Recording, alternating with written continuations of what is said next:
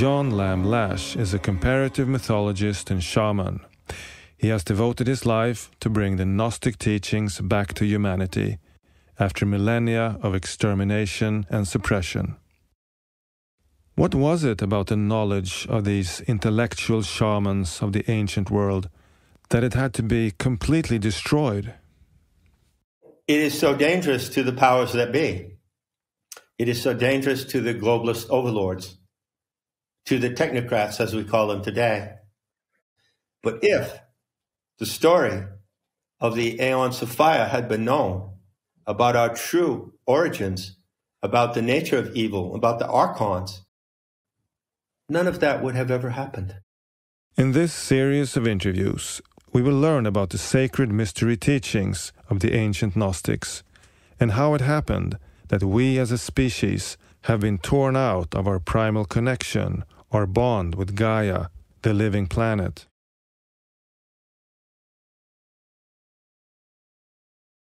Välkomna till Folkets Radio. Welcome to yet another precious interview with John Lamb Lash, a comparative mythologist, Gnostic scholar, and shaman. John, it's great to have you with us again. Good to be here. For those of you who haven't seen our previous interviews, I would really recommend that you do that, since you will benefit much more from this one. In our first talk, we discussed, among other things, the ancient mysteries and the mystery schools, the network of mystery schools that were spread all over the Mediterranean basin and Northern Africa and parts of the Middle East, and how they were completely obliterated by the Roman Church and forbidden. And we also talked about the sacred rite of initiation, which you, John, call the encounter with the organic light. And today we're going to expand on this topic and how you developed or perhaps rediscovered a method of having this encounter. And we agreed that a very good place to start would be in the 1960s, in the psychedelic revolution. So, John, why is that such a good place to start? Well, there was an element in the psychedelic revolution of the 60s which I would characterize as a genuine quest, a genuine interest in having mystical experiences that were of a religious type. So not all of the tripping was recreational, you see. Certainly my tripping in the 60s with LSD was not recreational. And even though I didn't have the guidelines that I have today for using entheogens correctly, something guided me on a certain path. And I would say that there was a genuine and deep interest in the mystical dimension of life. And so some of my peers in that time were taking LSD with that intention. Of course, many others were just taking it for the thrill. All right. Just to begin with the basics, what is a psychedelic experience in a psychedelic? Well, the word actually means something that pleases the psyche, something that delights the psyche. And that definition, which is the etymology of the word, goes in the direction of ecstasy. So you see, in the early 50s, there was a famous historian of religions named Mircea Eliade. He was Romanian. And back then in the 50s and in the 60s, there were very few books about shamanism. Today there are too many. And he wrote a breakthrough book in shamanism called Shamanism, Archaic Techniques of Ecstasy.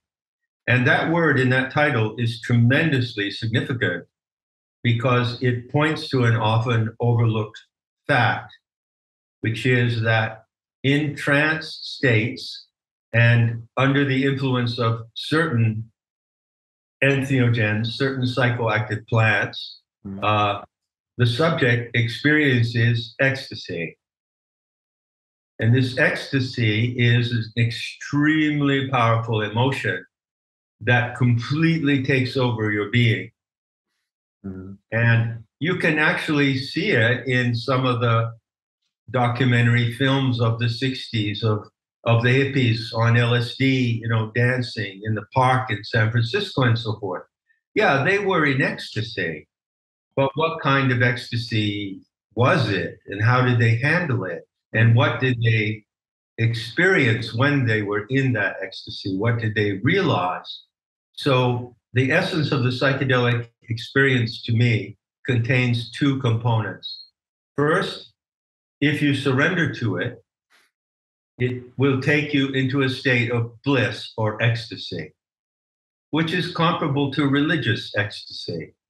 And many people have compared the psychedelic experience to a state of religious revelation. Many, it's an old cliche. Mm-hmm. But the second factor, and this is the tricky factor, it took me many years to learn about this other factor, which is the cognitive factor. What can you actually know? What can you actually learn? What can you actually realize in that state? So in the 1960s, I was 15 years old in 1960, and I was thrust into the movement of my generation. But I must add a few caveats. I did not really fit into my generation. Even though I was in there, I was not of that generation in the way that they behaved. So I did not get along with hippies. I did not like hippies. The same thing for my close companion at that time, Jan Kerouac, was the daughter of the famous American writer Jack Kerouac. Mm. Jan and I kept to ourselves. We were really private people. We didn't like hippies. I never did LSD with anyone else during the 8 or 10 times I took it, around 66, 67. Always took it by myself. And I never participated in orgies with hippies. I never went out dancing with them. But I was at the heart of that generation. And what happened to me was that somehow I was able to make a path through that movement. I didn't belong to the movement. I didn't identify with it. But I certainly felt the zeitgeist. I certainly felt the revolutionary need to liberate consciousness from programming, from indoctrination, from parental scripts, from religion. And many, many people felt this need. That is what gave us a unity. But something about me, I don't know, maybe it's inexplicable, led me to find my way through that and to take a path that eventually led me to the mysteries. Mm. And that's not, I don't want to go too deep into this, but there's a lot of speculation of what actually brought about the psychedelic movement. Some people claim that CIA played a major role by buying up tons of LSD and handing out to college students, that there were basically two movements, one underground, authentic counterculture movement, and then one more sort of devious that was sort of really about social engineering, but that they basically lost control of their own psyop finally, so they stopped it. I don't know how you view that. That's correct. That's more or less how I view it. Yeah. There was an authentic grassroots counterculture movement. Yeah. And I am a living survivor of that. I have never lost a beat. I have never dropped a stitch from the movement.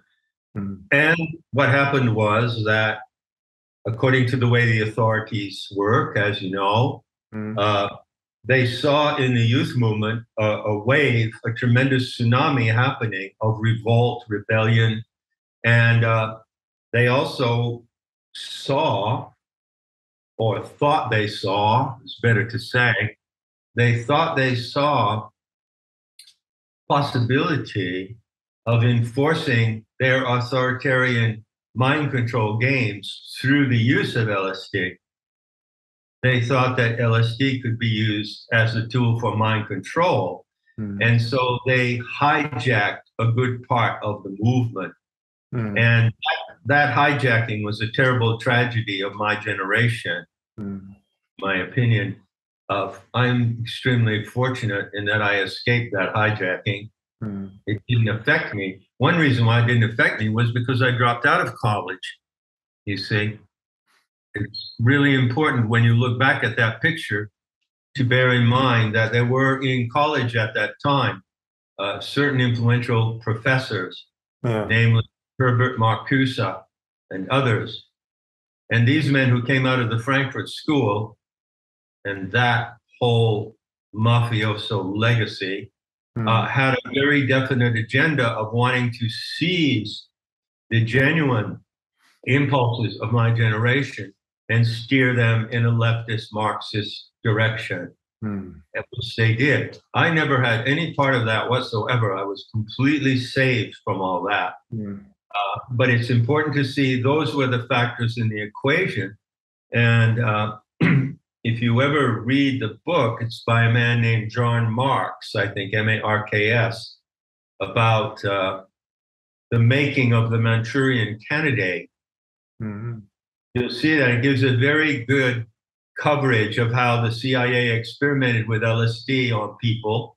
Not only did they do individual experiments giving LSD to subjects and not telling them and then filming them, but they also took over when LSD was made illegal in 1966. They played a large part in the underground market of LSD. So they thought that they could manage LSD as a tool to their purposes, and they couldn't. They couldn't, they say. Yeah, talking about the university, one other very famous, I don't know if he was a professor, scholar, Timothy Leary, he created this meme, turn on, tune in, and drop out. I think Richard Nixon called him the most dangerous man in America.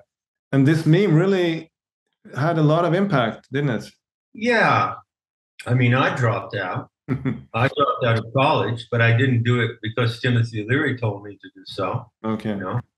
I encountered that slogan. It was everywhere. You couldn't really avoid it, you know. But at the height of the 60s, when Timothy Leary was a guru, I didn't really have much to do with that. I dropped out of college not because I was rebelling against society, but just because I thought it was stupid and it wasn't. I wasn't interested in what they were teaching in college. I was really disappointed. So yeah, a lot of my generation were influenced by that formula. And I used to live in Laurel Canyon, not far from where Leary lived in the 70s, late 70s. And I talked to him on the phone once and almost met him. I never ended up actually meeting him. But years later, I did meet his close confidant and partner, Joanna Harcourt Smith. So I think she was married to Leary, I'm not sure. Anyway, she was incredibly close to Leary, and through her, I learned a lot about Timothy Leary. And it's an important story, and I'm not sure if the complete truth of that story has ever been told. Yeah, that's something maybe we can develop another time. Maybe you could explain a bit more how these experiences of the 1960s set you on your path of becoming a shaman and eventually to study the Gnostic teachings. Well, I didn't take LSD over a long period of time. I took it within like a 3-year period. The first time I ever took it, actually, I was in Madras, India. Because I spent about 2.5 years after I dropped out of college in the year Kennedy was assassinated, left the country. And I spent about 2.5 years traveling around the world. I spent time in Japan and Laos, Cambodia, and in India, Nepal. And so the first time I took LSD, I was actually not in the United States in the setting of my generation. I was very far away in India. Then when I got back, I was living in the Lower East Side of the New York City. That's where I met Jan Kerouac. And I wanted to experience more with it because my first experience in Madras, India had been really monumentally strange and disorienting. And I felt that I wanted to have that change of consciousness, altered state. This is the term. I wanted to go into an altered state, which is what shamans do. But I wanted to be able to handle myself there. So I took LSD intentionally in New York City. Fortunately, I had the opportunity to have some of the best LSD, Sandoz, when it was still really pure. It was not adulterated. And what happened to me was I was really completely on my own path. I had found Zen in Japan when I was traveling in the Far East. And I was very attracted to Chan, which is the Chinese form of Zen, Chan and Zen. And I was extremely attracted to this idea of non-attainment Buddhism.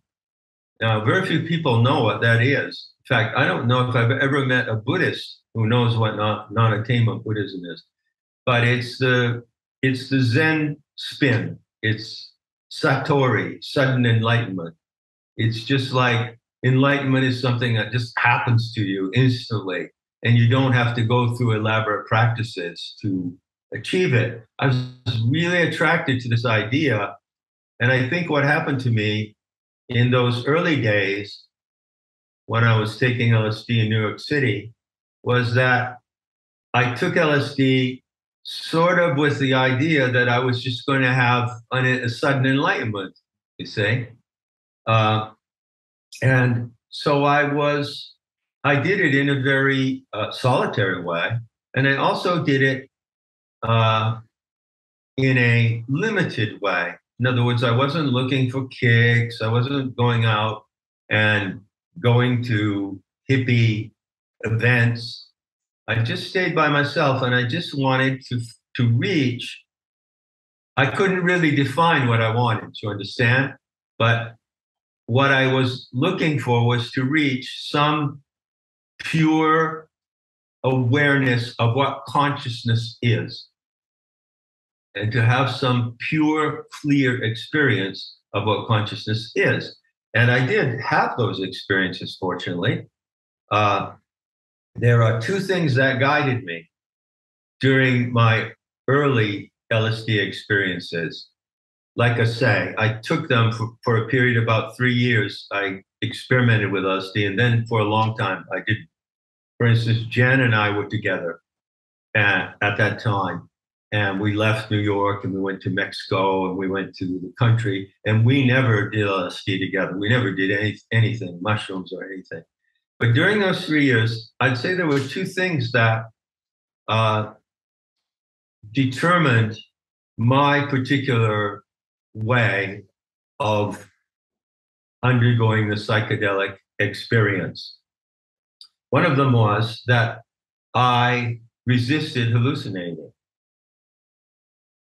Now, if you ask me why I did that or how I even had the idea that I wasn't going to hallucinate, I can't exactly tell you.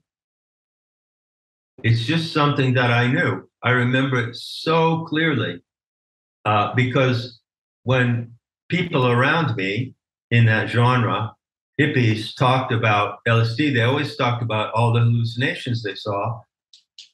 And I didn't want to see any hallucinations. I just wanted to see what was consciousness.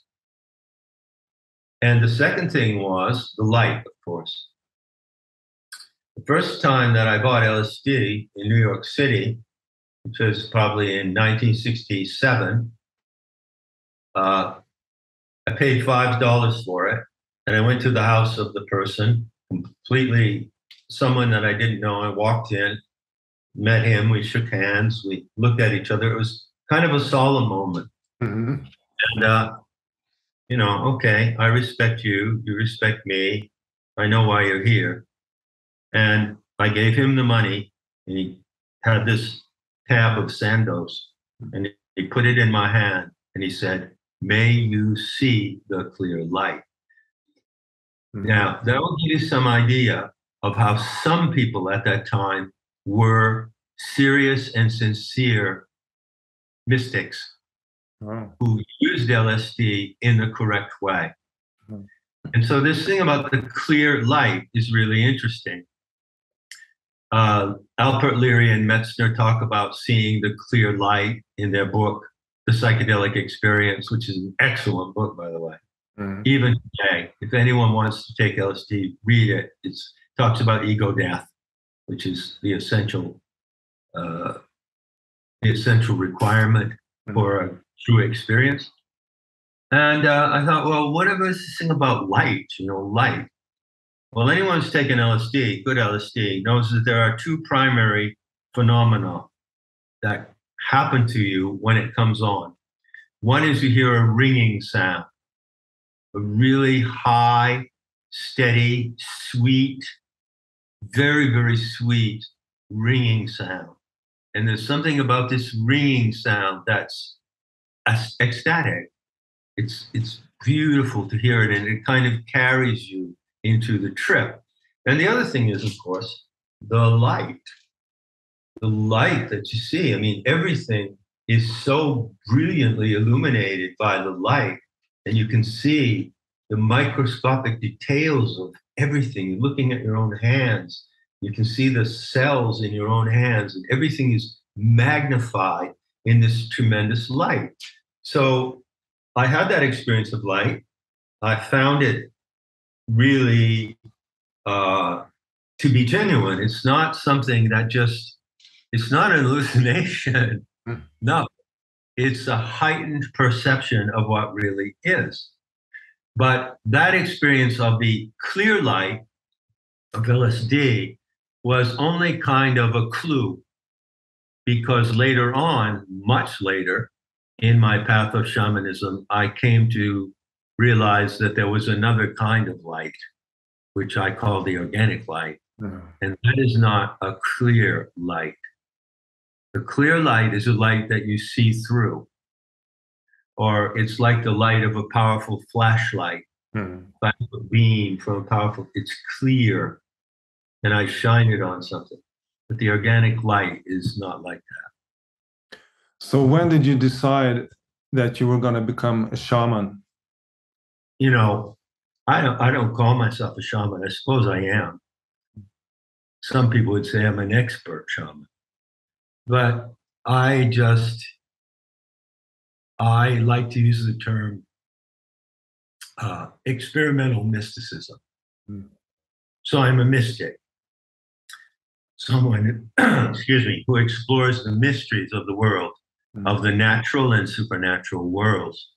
And sometimes I do that using the aid of psychoactive plants or of LSD, and sometimes I do it without, you see.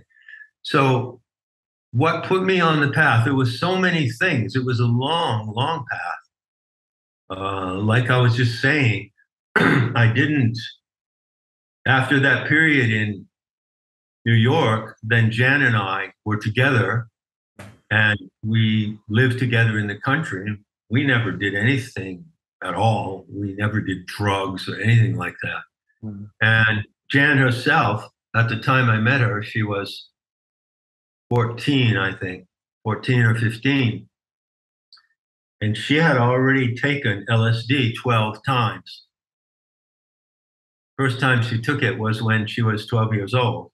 Wow. And Jan told me a lot. She talked a lot about what she experienced on LSD when I first met her. She talked about how she saw the molecular structure of matter, like you could see DNA, you could see molecules and things. She talked about how she used to have the impression that she was transported into ancient Egypt. There was something very Egyptian about Jan. And she talked about Anubis, the jackal god of the necropolis, and how she would walk through the streets of the Lower East Side and she would see hieroglyphs everywhere. You know, she was hallucinating, of course, but the way that she described it was amazing. So she just, but when we got together, she said, "I can't take it anymore. I've had too much, and I don't want to do it again." You know, and obviously, I mean, come on. She had a boyfriend at the time. He was about 10 years older than her. Giving a 12-year-old girl LSD, excuse me, you know? So she knew what it was, and she knew that I had a serious interest in it, but we never did it together. So my life went on for a long time, and I didn't even think about taking LSD or mushrooms. But gradually, I became involved with the subject of shamanism. And I think it's because I think what attracted me to it was the fact that in my generation, the 60s, there was not much literature about it. And even then in the 70s, it started, like with Terence McKenna. In the 70s and the 80s. And then suddenly there was this explosion of interest in shamanism. And so that was one factor, at least, that brought me back to that path and that caused me to say, okay, I think I'm going to start experimenting again, but this time I'm going to use mushrooms. Okay. So the Gnostics, they call themselves telestai, which means we who are aimed.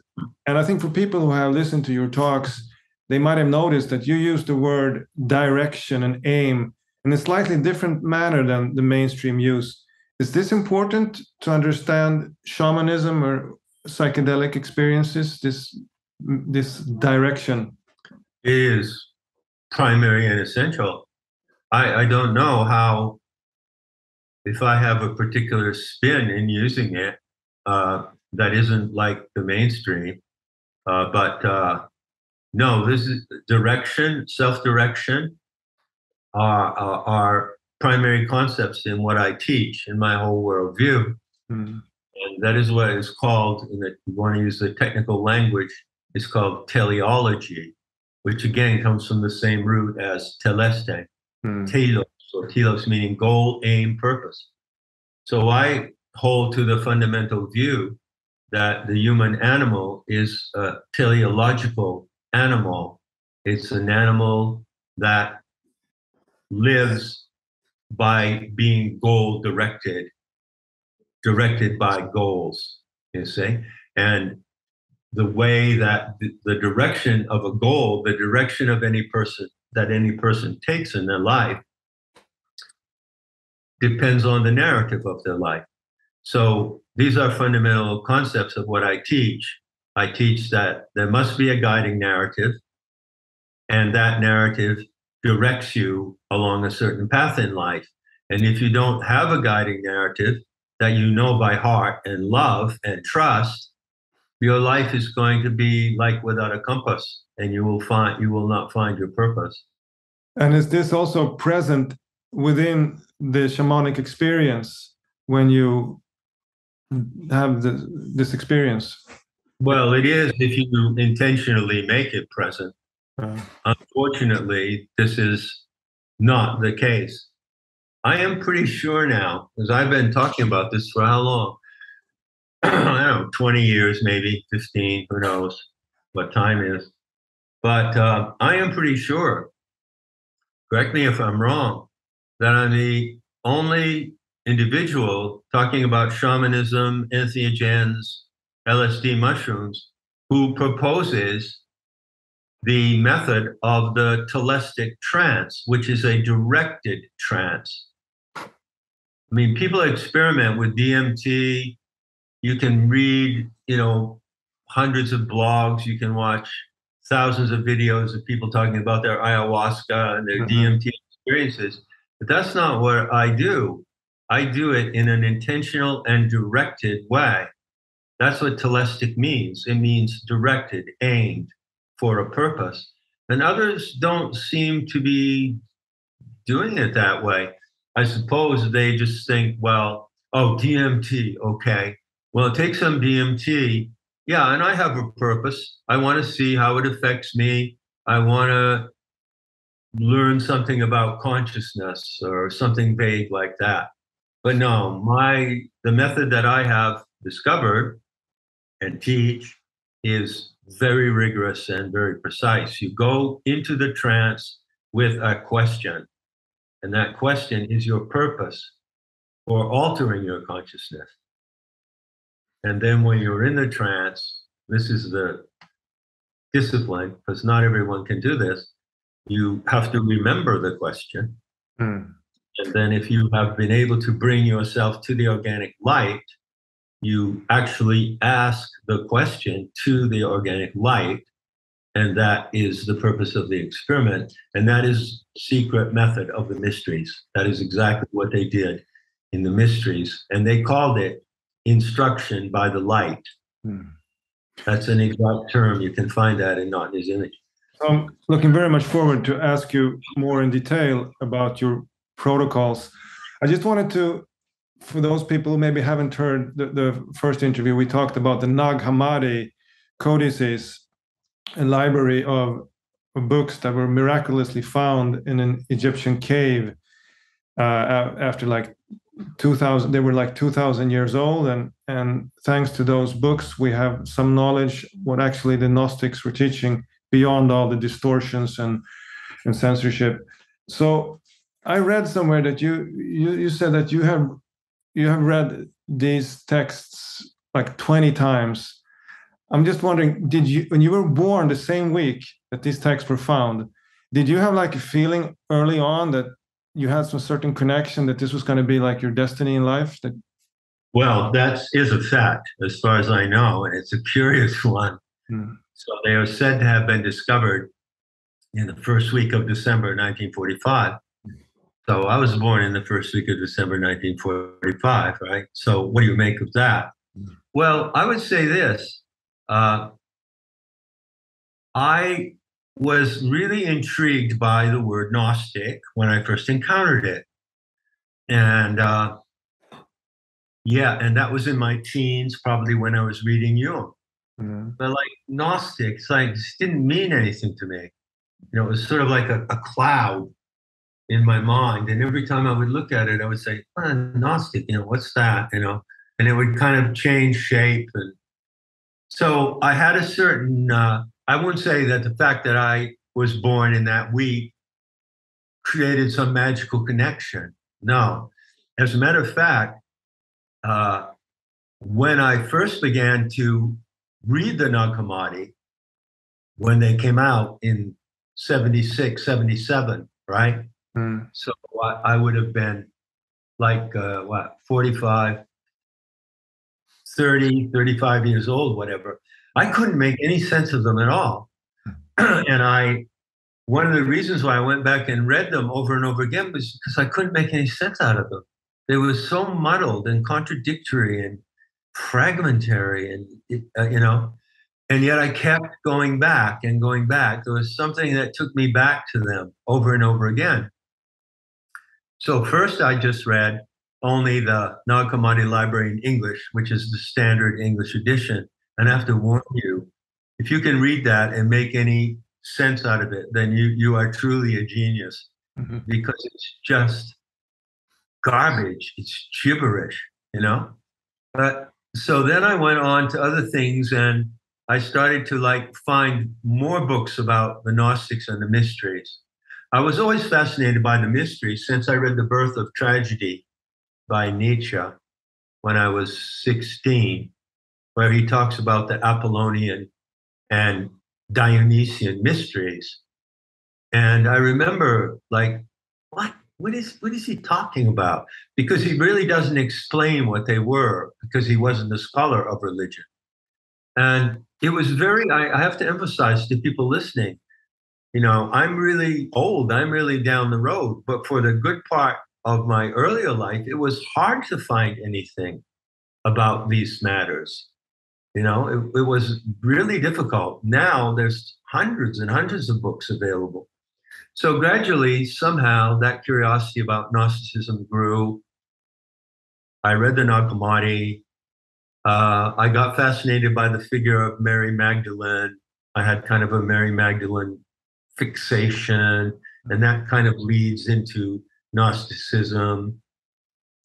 And there was a trigger moment at some point. I think it was around 1997. That's when I started to write a book called Lord of the Clones, which turned out to be Not in His Image.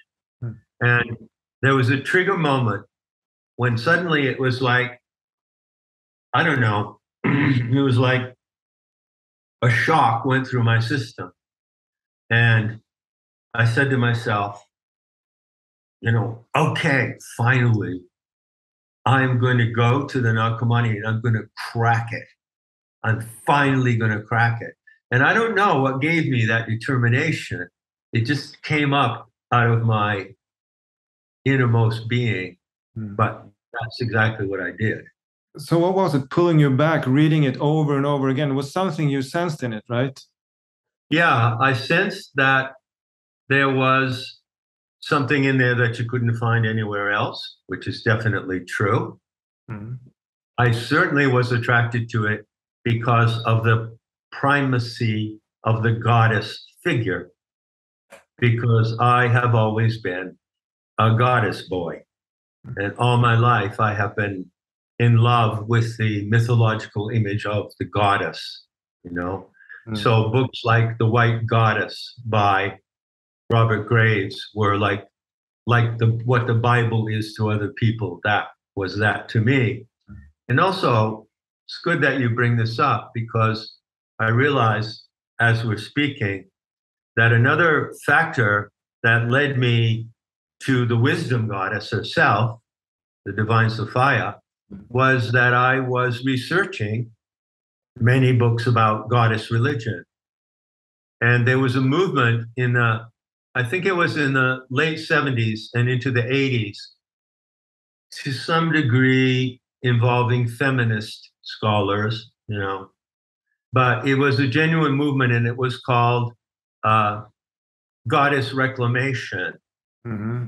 So there were books and scholars and people who are trying to say, let's go back to the ancient roots of Egypt, Sumeria, Greece, wherever, and let's dig out the body of the goddess, because she's been buried under a lot of trash. And let's restore the image of the goddess. And I was tremendously attracted to that. And that was another vector that led me down the course to that final moment where it all came together I think it was in the spring of 1997. So for those who perhaps haven't heard the previous interviews, you can just have a short recollection. What is the encounter with the organic light? Well, it's a unique experience, and I consider it to be the most beautiful experience of which a human animal is capable. I say that because the organic light is a phenomenon of nature. It's not an hallucination. It's not something that happens in your mind. It's a phenomenon of nature, just like waterfalls, giraffes, rivers, the dirt under your feet. But it is the presence of super nature, of a supernatural living luminosity that is alive, okay? And the experience of this light happens in a trance state. You are in ecstasy when you see it. You are in ecstasy even before you see it. Ecstasy brings you to it. And then when you see it, there is even a higher ecstasy. But I have to emphasize something. I don't know. One of my problems that I have in communicating and teaching is that I'm really a solitary figure. And I'm not social, and I never have been. I mean, I've had a good social life here and there, but basically I live in a retreat, and one of the unfortunate consequences of that is that I don't know how people talk socially. I don't follow social clues. I don't know what the tropes are, what the memes are. I'm a little better at it now, but for most of my life, I didn't have a clue what people were talking about because, when people talk socially, words are not just words. Let's say a car is not just a car. The word car has connotations to it. And I could never follow what these connotations were.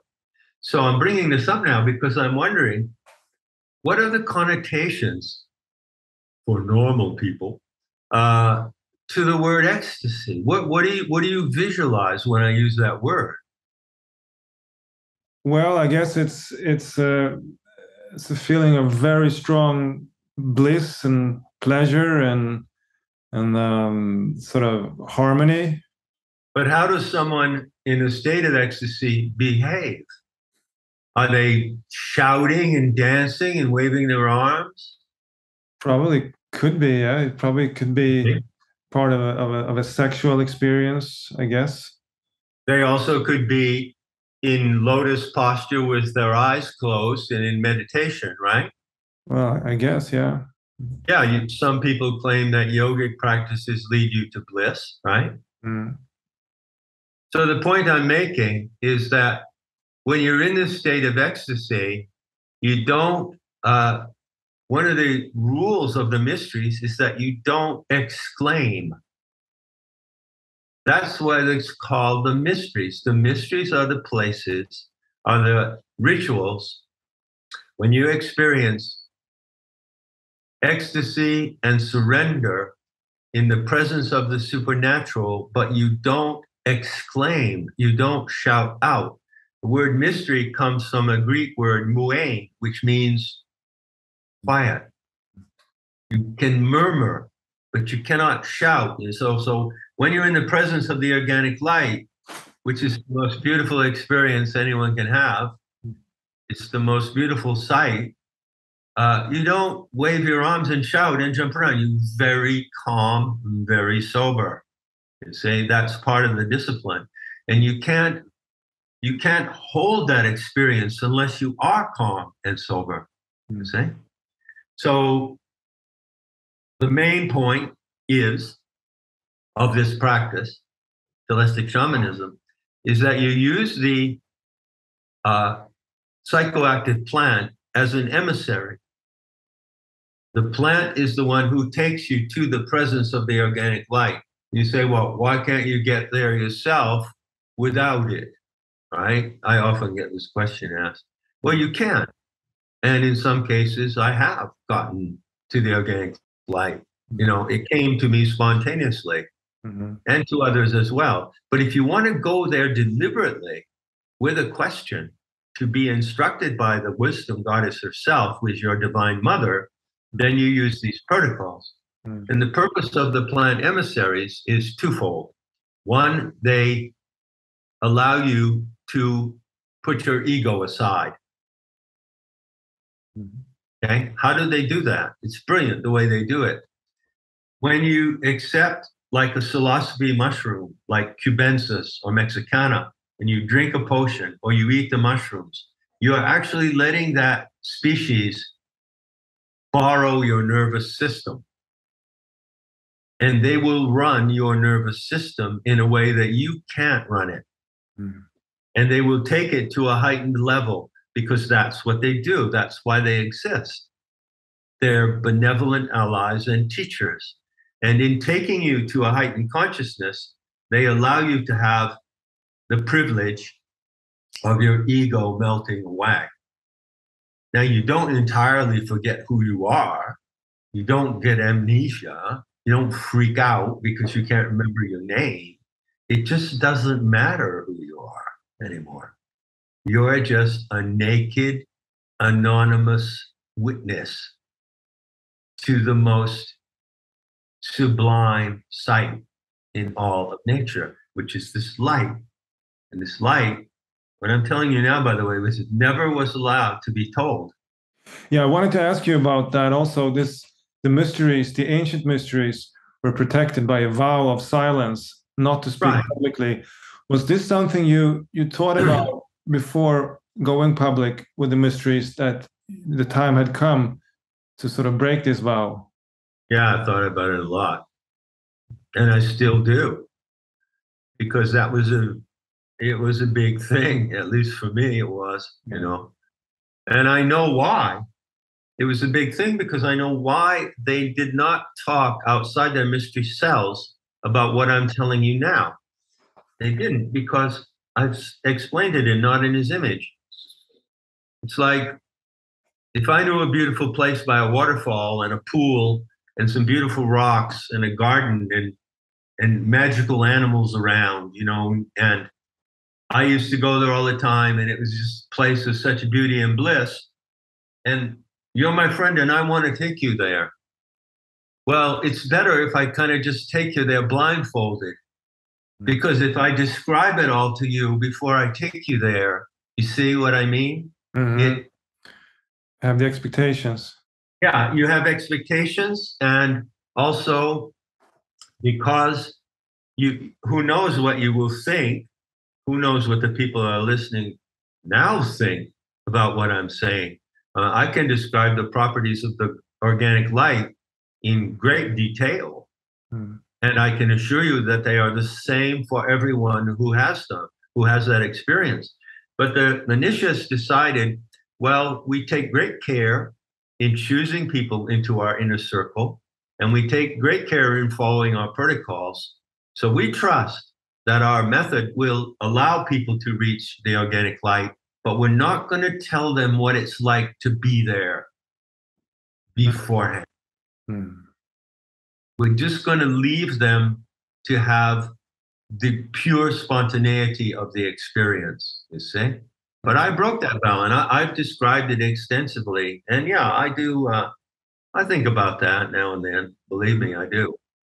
Just on this point that a lot of people are opposed to the use of any substances, saying that one don't need drugs, quote unquote, to have a mystical experience.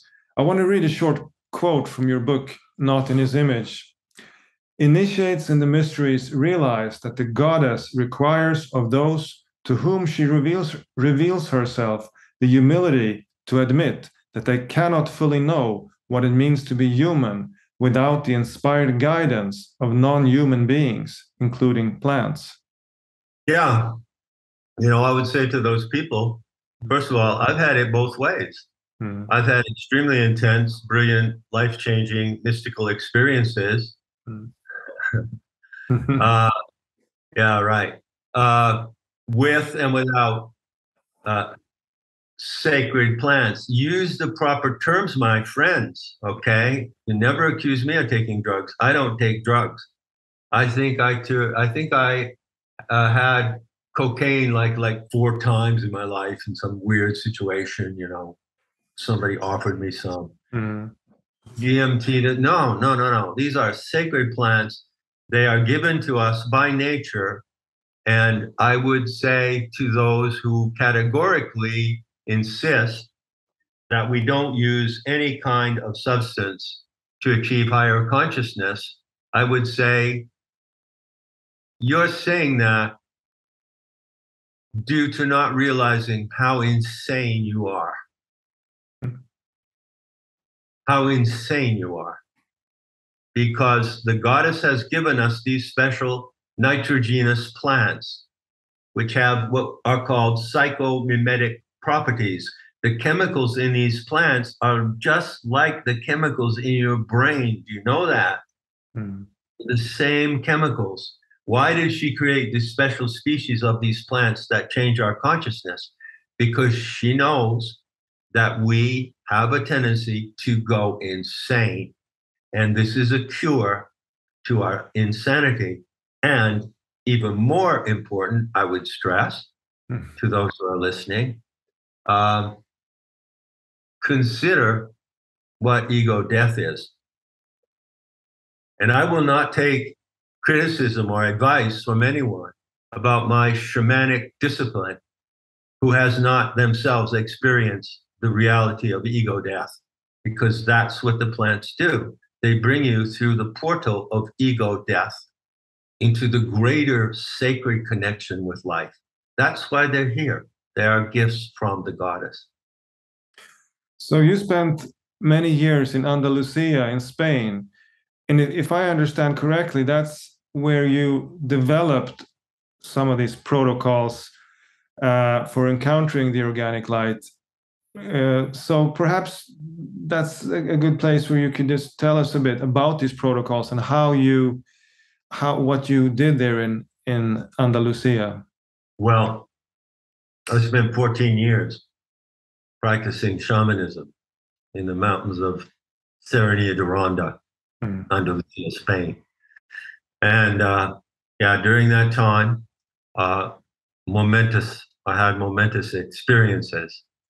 And I formulated much of what I teach based on those experiences. Now, other people did come and go, but and some of them I also served as a guide to shamanic experiences, but most of them were able to handle the discipline. And so I wasn't completely alone. But the protocols came about as I faced one simple question, or two questions. Okay, if these plant allies will act as emissaries, go-between, and take me to the organic light, well, that's wonderful, because it means that I have the option that I can go by choice. Oh, today I think I'll go to the organic light, right? That's a very big deal. That's nothing small. I said, okay, but I have the option. But then on the other hand, how can I be sure that I'm making the correct use of that experience? Not just going there for the thrill of it.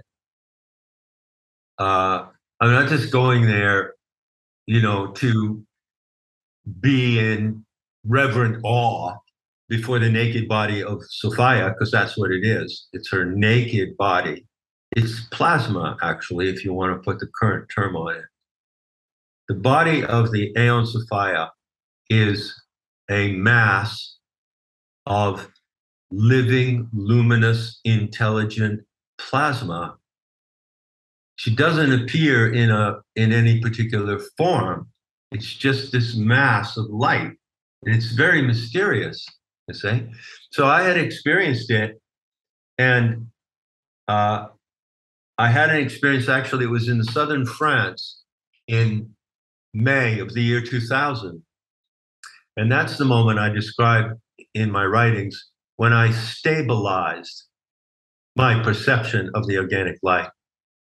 So what I mean by that is, in previous telestic experiences with mushrooms, I was able to encounter the light. I knew that it was there. By the way, it's soft and elusive. It's mysterious. It's very seductive and mysterious. Doesn't like overcome you with like brilliance or anything like that. So I had kind of been flirting with it, you might say. And then I had this experience in this little shepherd's cottage in the south of France when I had encountered the organic light enough times when I could stabilize my perception, which means that once I saw it, I could keep it in my attention. This is not easy to do, by the way. I assure you. And I can tell you that there are not a lot, but there are some people around the world who have done this with me, and they will tell you that they cannot do it in the way that I can, not yet, but they know that it's possible to do it in this way, to hold it. And then when I went to the Serranía de Ronda in 2003, I had the ideal environment out in the mountains with the vultures and the beautiful sky and everything, and the night sky and the clouds, to really, really get into it. And it was from doing it over and over again that I formulated the protocols. And I said, okay, if I'm ever have the occasion to explain this to others or to guide them, I need to give them these protocols and these steps. So the protocols are really simple. There are quite a few, but I'll just name the main 5 protocols. With the protocols, are we talking about mushrooms or LSD, or is it? So we're talking about mushrooms. LSD, you can see the organic light on LSD. That's been proven by myself and someone else, but you can't interact with it. So the protocols are very simple. Right. First of all, you don't hallucinate. You know when you go into this and you drink a mushroom potion and you start to hallucinate, you have to stop. You cannot hallucinate. You do not close your eyes. You keep your eyes open all the time.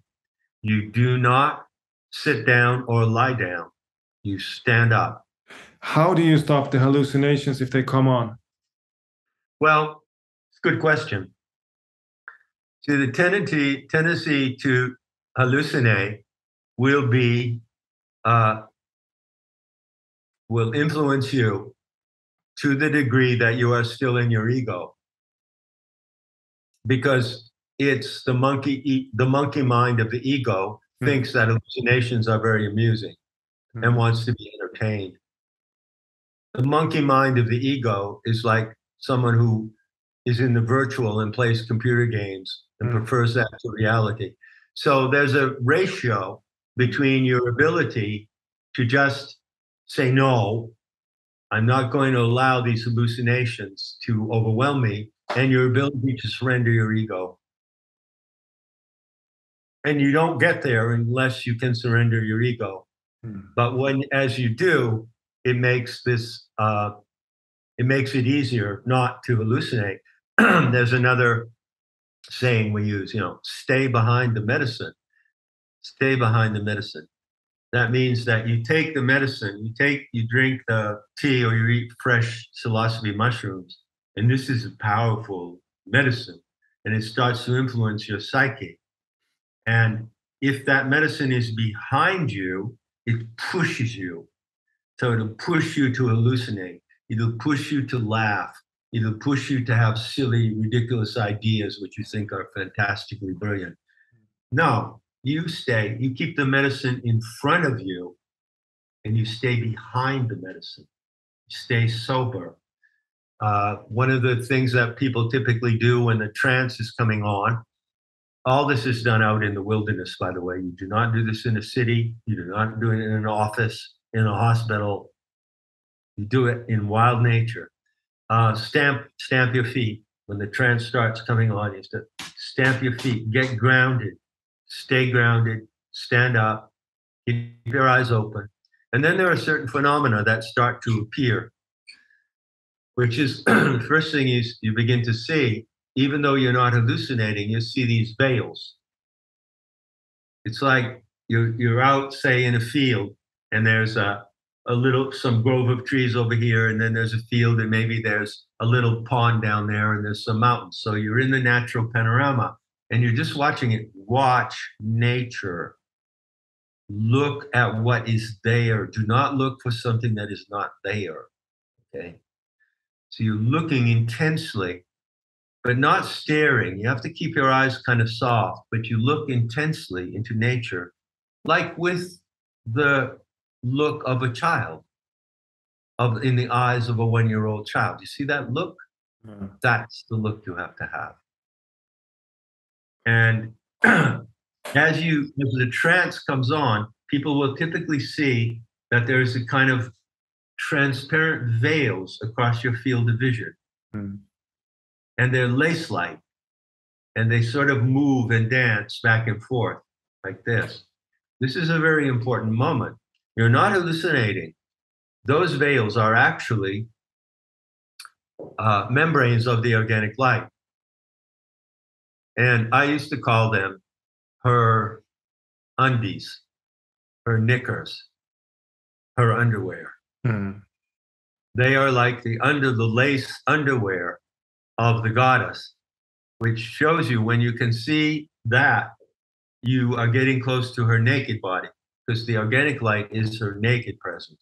Okay? So at that point, something really important comes up, and this is related to another protocol, which is when the power of the mushroom starts to take over your body and you notice the effect, you speak to the plant ally. And you can do this out loud, and people often do. So there you are, you're starting to feel it. Come on, you know that you're feeling things that you wouldn't feel if you hadn't drunk that tea, right? And you know that you have given your nervous system to another species. You know what you're doing. Okay. Then you say to them, I am a fearless warrior. I am a lover of beauty. I do not need to be tested. I cannot be tested. Take me straight to beauty.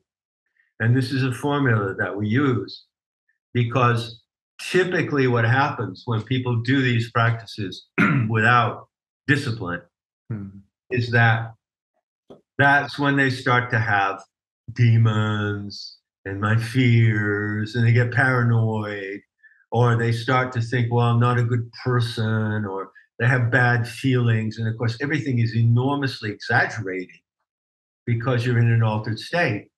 And it's often been said, and I really, really reject this view.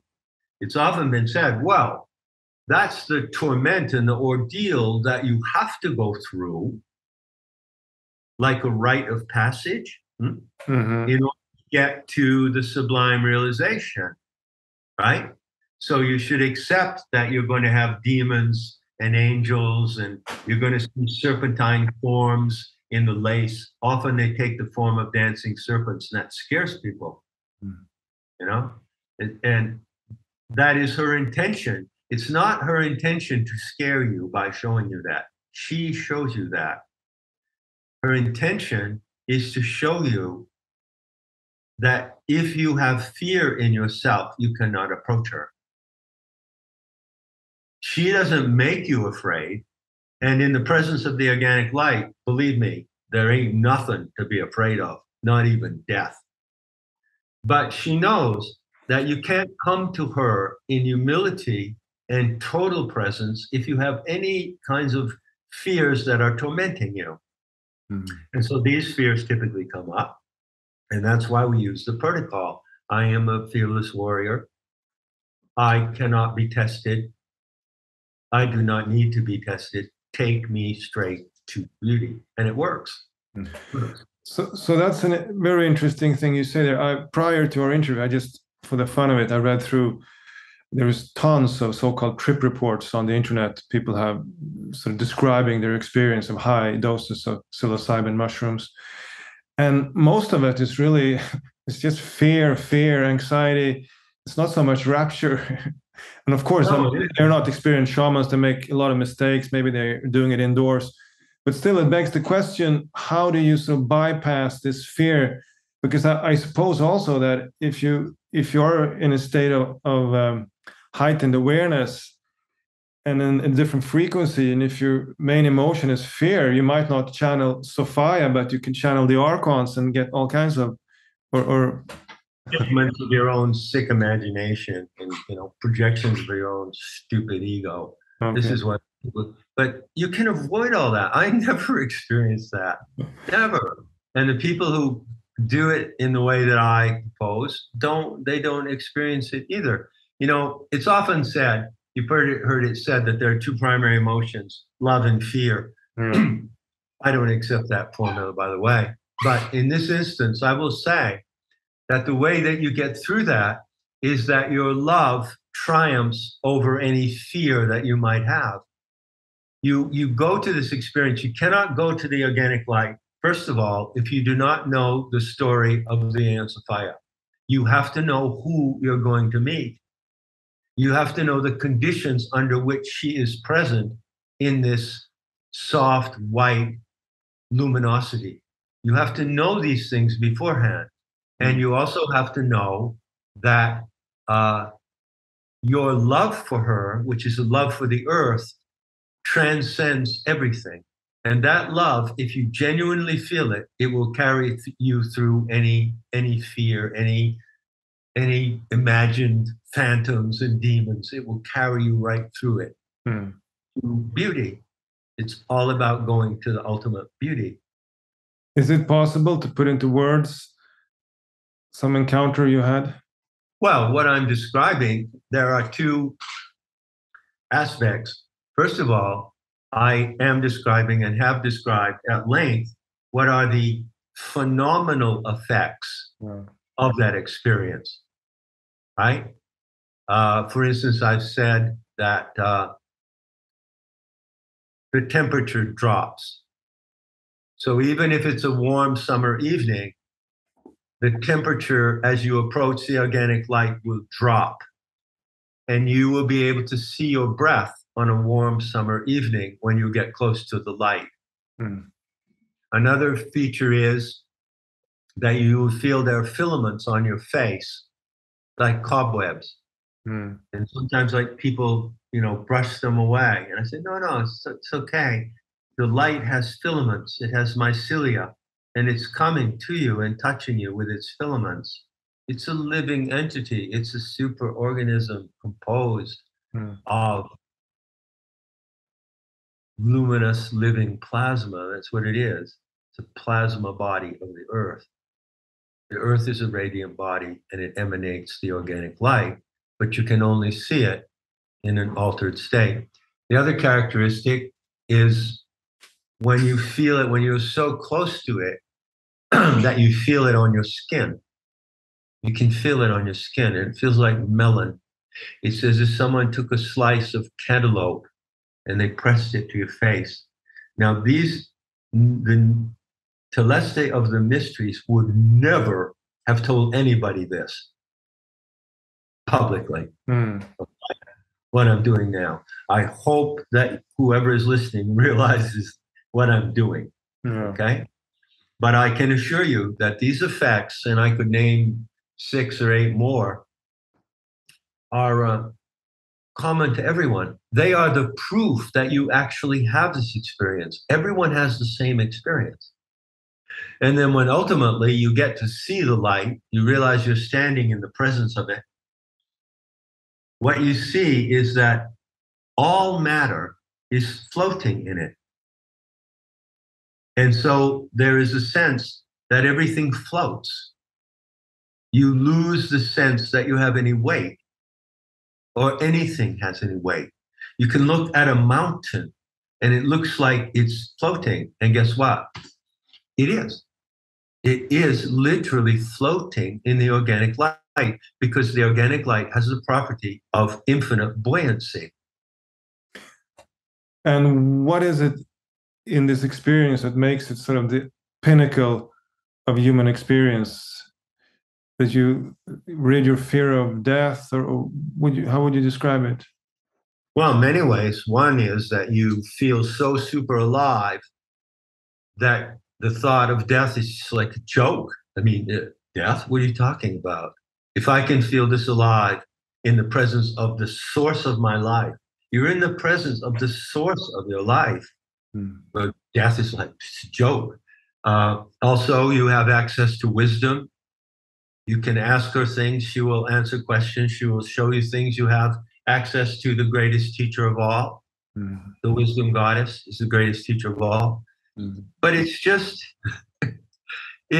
indescribably beautiful. It's the most beautiful thing in the world is to see this. But when you see it, you don't jump up and shout and jump up and down. You will break the trance if you do that.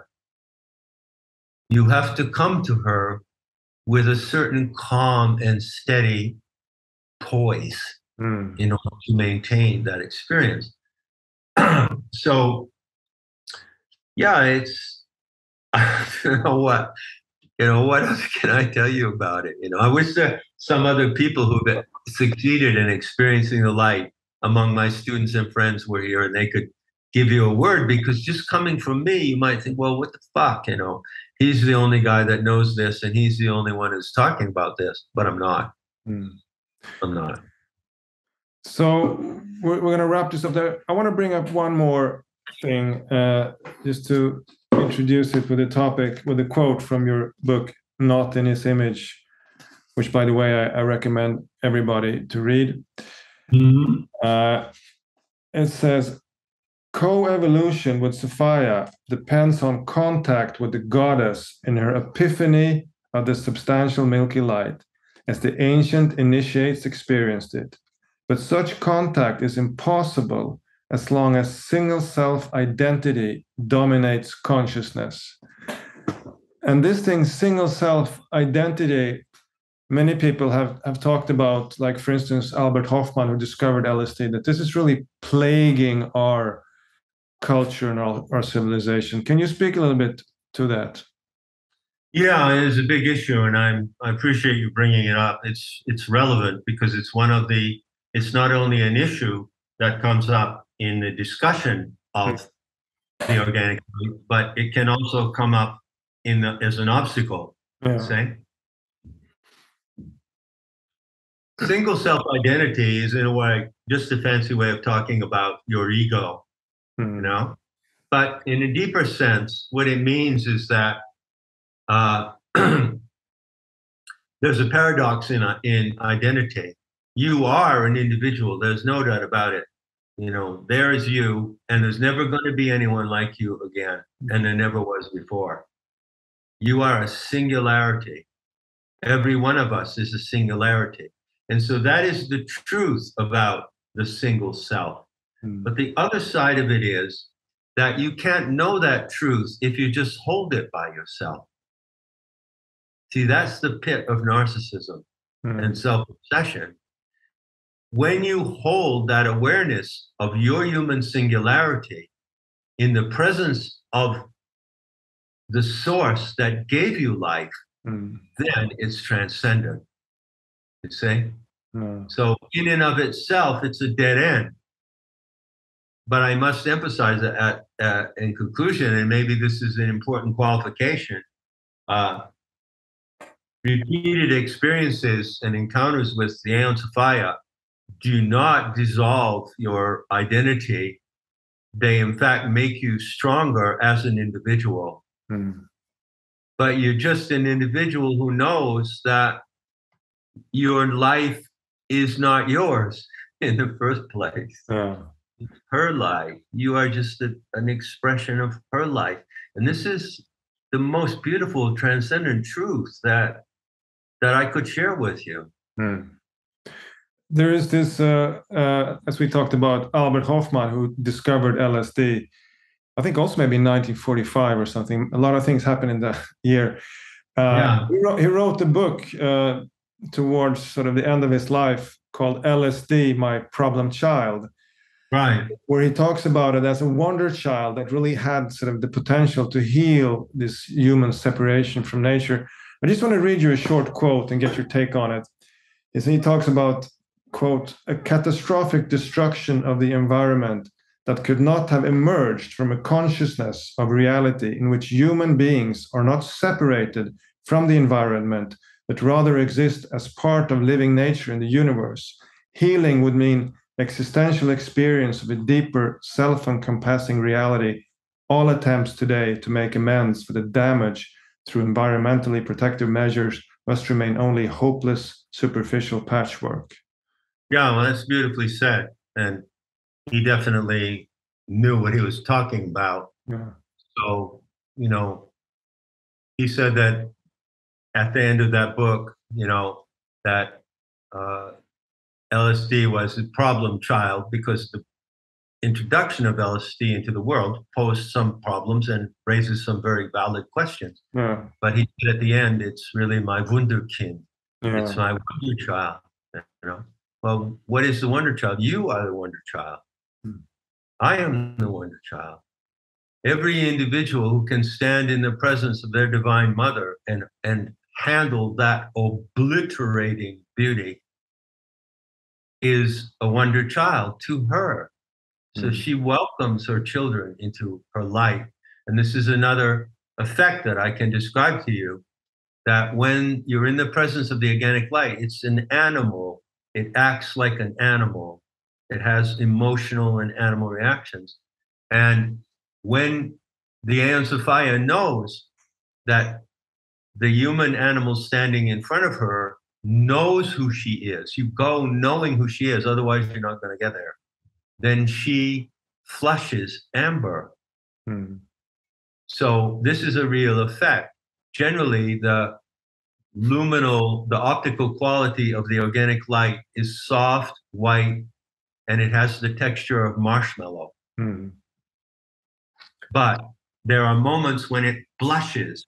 Hmm. When she has emotions, the light blushes. And one of those blushes is the blush of amber, Hmm. which is the way she shows.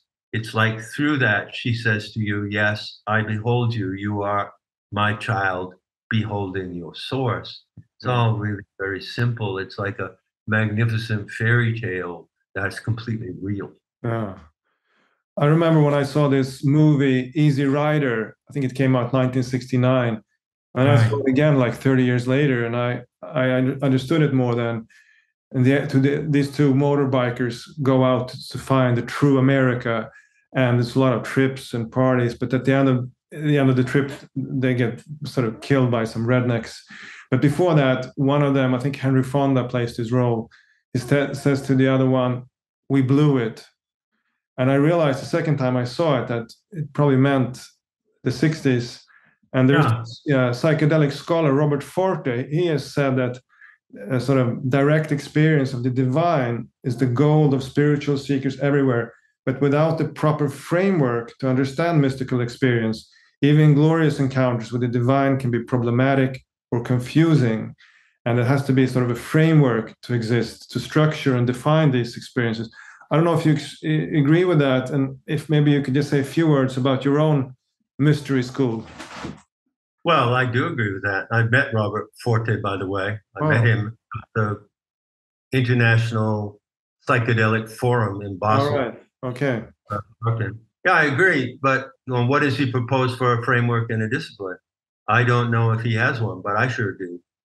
So the framework is the story of the wisdom goddess. You have to know the story. Getting back to our initial point, being directed. You know, the story, the narrative tells you what you're going to see, who you're going to meet. And then you follow these specific protocols, which are simple, in order to stay on track. Because when you go into high trance, you're not in control of your body necessarily in the way that you are normally. You know, so it's a discipline. And it's a discipline that I teach, and I don't know how many people even know that I teach it, but it's the same as the discipline of the ancient mysteries. So I recovered it and I restored it, and it's my great, pleasure to tell you that that's what I did. Where can people find your school? Nemeta on the internet, so platform, NEMETA. .org, yeah. Yeah, .org, Nemeta.org.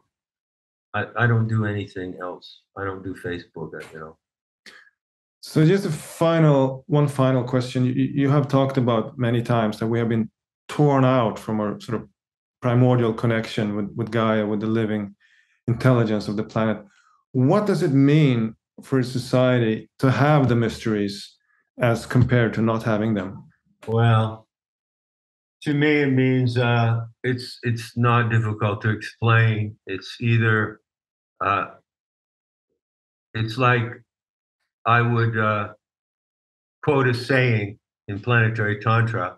We attribute this saying to the mother Kali, Kali being an aspect of Sophia, particularly of Sophia's rage. So Kali is a very powerful witch, and she's protector. And Kali says, either you are party to my supernatural magic, or you are rubble. And that's what I say. The life without the mysteries, a society, a community without the mysteries in the future is rubble. It's the cremation ground of Kali. That's the only option. It's either go to the core of the mystery of life or end up in the rubble. To me, there's no middle road. That's where we are today. I believe so.